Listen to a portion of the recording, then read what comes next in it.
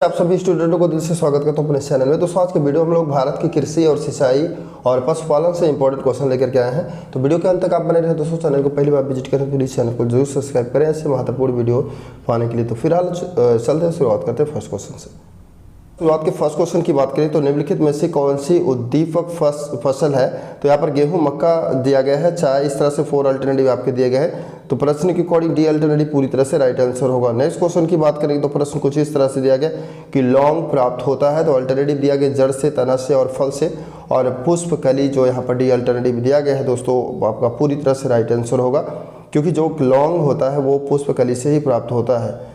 यहाँ पर third question की बात करेंगे तो क्वेश्चन इस तरह से दिया है, किस भारतीय राज्य को मसालों का बगीचा कहा जाता है। गुजरात, केरल, कर्नाटक, तमिलनाडु दिया गया। तो आपका जो राइट आंसर होगा वो केरल पूरी तरह से करेक्ट आंसर होगा। नेक्स्ट क्वेश्चन की बात करेंगे। यहाँ पर क्वेश्चन कुछ इस तरह से दिया गया है कि जो है माता टीला बहुउद्देशीय परियोजना किस राज्य में है। उत्तर प्रदेश, तमिलनाडु, बिहार, पश्चिम बंगाल, इस तरह से अल्टरनेटिव आपके दिए गए हैं। तो यहाँ पर उत्तर प्रदेश फर्स्ट अल्टरनेटिव प्रश्न के अकॉर्डिंग पूरी तरह से राइट आंसर होगा। नेक्स्ट क्वेश्चन की बात करेंगे तो यहाँ पर प्रश्न कुछ इस तरह दिया कि निम्नलिखित में से किसकी गणना जो है नकदी फसल के अंतर्गत की जाती है। तो कपास, जूट, चाय दिया गया है, इनमें से सभी दिया गया है।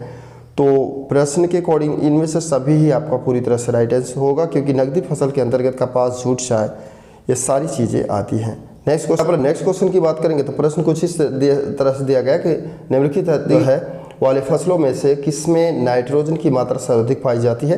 तो यहाँ पर 4 अल्टरनेटिव दिए गए हैं। प्रश्न के अकॉर्डिंग आपका सी अल्टरनेटिव पूरी तरह से राइट आंसर होगा।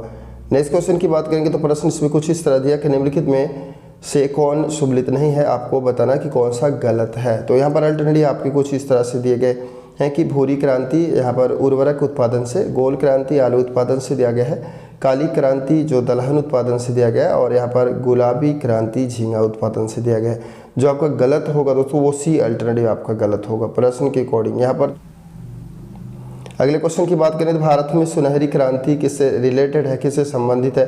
तो आपके यहाँ पर 4 अल्टरनेटिव दिए गए हैं। जो बागवानी किससे दिया गया है, डी अल्टरनेटिव प्रश्न के अकॉर्डिंग राइट आंसर होगा। नेक्स्ट क्वेश्चन की बात करेंगे तो प्रश्न यहाँ पर दिया गया है कि भारत में किस राज्य में गन्ने की खेती के अंतर्गत सबसे अधिक भूमि है। महाराष्ट्र, उत्तर प्रदेश, आंध्र प्रदेश, मध्य प्रदेश दिया गया है। तो उत्तर प्रदेश आपका भी अल्टरनेटिव दिया गया है, पूरी तरह से राइट आंसर होगा। नेक्स्ट क्वेश्चन की बात करेंगे तो प्रश्न है कि निम्न में कौन सी रबी की फसल है। तो यहाँ पर सरसों, जौ, चना दिया गया है, और इनमें से सभी आपको बताना चाहेंगे कि डी अल्टरनेटिव ही पूरी तरह से राइट आंसर होगा। नेक्स्ट क्वेश्चन की बात करेंगे तो यहाँ पर प्रश्न की कपास के रेशे प्राप्त होते हैं। तो यहाँ पर जो बीज बी अल्टरनेटिव दिया गया है पूरी तरह से राइट आंसर होगा।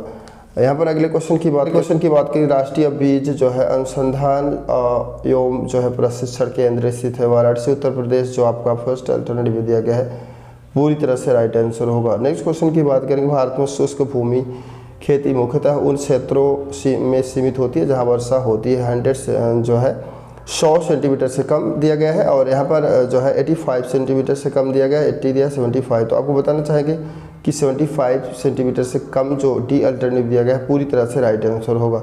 दूसरा यहाँ पर नेक्स्ट क्वेश्चन की बात करेंगे तो प्रश्न के वर्ष भर बोई जाने वाली फसल कौन सी है। उड़द, गेहूं, राई, मक्का दिया गया है। तो प्रश्न के अकॉर्डिंग डी अल्टरनेटिव पूरी तरह से राइट आंसर होगा। नेक्स्ट बात करें दोस्तों, निम्नलिखित में से किस फसल पर हरित क्रांति का जो है सीमित प्रभाव हुआ। यहाँ पर दाल, चावल, गेहूँ दिया गया जो अल्टरनेटिव आपके दिए गए हैं। तो यहाँ पर दाल जो फर्स्ट अल्टरनेटिव दिया गया पूरी तरह से राइट आंसर होगा।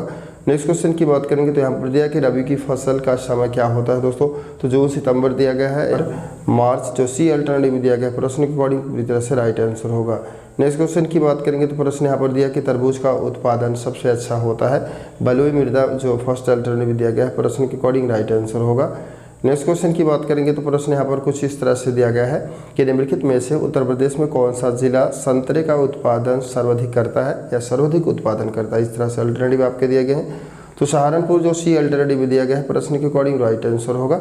और यहाँ पर अगले क्वेश्चन की बात करें तो निम्नलिखित राज्यों में कौन इलायची और काली मिर्च का सबसे बड़ा उत्पादक माना जाता है। तो तमिलनाडु, गोवा, केरल, महाराष्ट्र आपका दिया गया है। तो केरल होगा सी अल्टरनेटिव प्रश्न के अकॉर्डिंग राइट आंसर होगा। नेक्स्ट क्वेश्चन की बात करेंगे तो प्रश्न है कि निम्नलिखित में से कौन सी जोड़ी सम्मिलित नहीं है। सब यहाँ पर फसल राज्य मक्का उत्तर प्रदेश दिया, जूट पश्चिम बंगाल का महाराष्ट्र दिया गया, सोयाबीन आंध्र प्रदेश, सोयाबीन जो आंध्र प्रदेश दिया गया दोस्तों वो गलत है, MP होना चाहिए।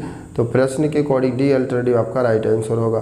तो दोस्तों इस वीडियो में हमने कुछ जो महत्वपूर्ण प्रश्न थे भारत की कृषि, सिंचाई और पशुपालन से संबंधित 20 इंपॉर्टेंट क्वेश्चन डिस्कस किया। वीडियो अच्छा लगा तो दोस्तों के साथ वीडियो को शेयर करें। मिलते हैं अगले वीडियो में कुछ और नया लेकर के लिए। वीडियो देखने के लिए दिल से बहुत बहुत आभार।